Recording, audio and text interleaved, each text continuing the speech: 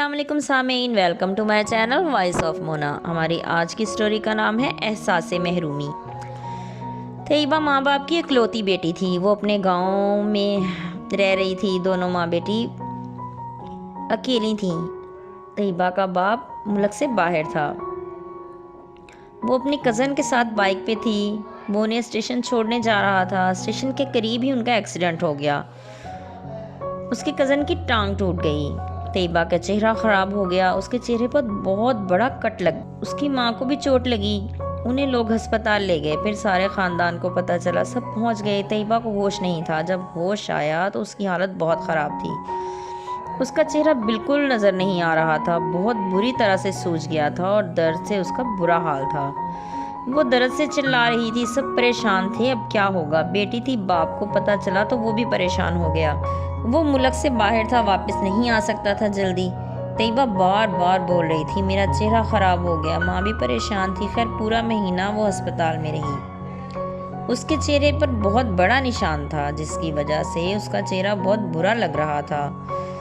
وہ روتی رہتی، اس کو سب سمجھاتے، لیکن وہ سمجھ نہیں پا رہی تھی۔ وہ احساس محرومی کا شکار ہوتی جا رہی تھی۔ وہ اپنے خوبصورت چہرے سے محروم ہو چکی تھی اور ساری زندگی اسے اسی کے ساتھ جینا تھا۔ جو دیکھتا وہ باتیں کرتا۔ وہ بہت زیادہ سوچ رہی تھی، اب کیا ہوگا، مگر اس کی تکلیف کوئی نہیں جانتا تھا۔ ایک تو درد تھا، دوسرا وہ اندر تکلیف محسوس کر رہی تھی۔ اس کا دل بہت اداس تھا۔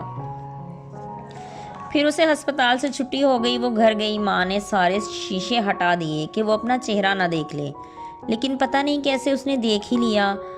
اس برے طریقے سے چیخ کے رو رہی تھی۔ سارا محلہ اکٹھا ہو گیا اس کی چیخیں سن کر۔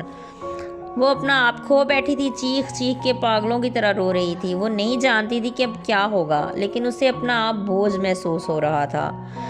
وہ بہت دل برداشتہ تھی۔ 2 سال ہو گئے تھے، زخم صحیح ہو گیا تھا، لیکن نشان نہیں گیا تھا۔ پھر اس کے لیے رشتہ آ گیا۔ لڑکا بہت اچھا تھا۔ وہ ایک غریب انسان تھا۔ طیبہ کا باپ امریکہ میں تھا۔ وہ سرجری کروا سکتا تھا، لیکن نہیں کروائی۔ طیبہ کی احمد سے شادی ہو گئی۔ وہ بہت اچھا انسان تھا، اسے بہت خوش رکھتا۔ وہ کسی سے نہیں ملتی تھی، نہ کہیں جاتی۔ وہ گھر میں رہتی، وہ کسی سے نہیں ملتی تھی۔ گھر میں بھی کوئی آتا جاتا نہیں تھا۔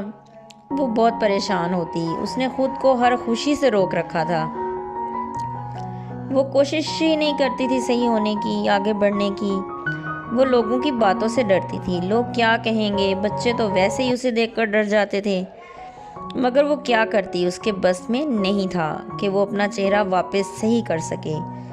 جیتے رہیے، خوش رہیے۔ ملتے ہیں اگلی کہانی کے ساتھ۔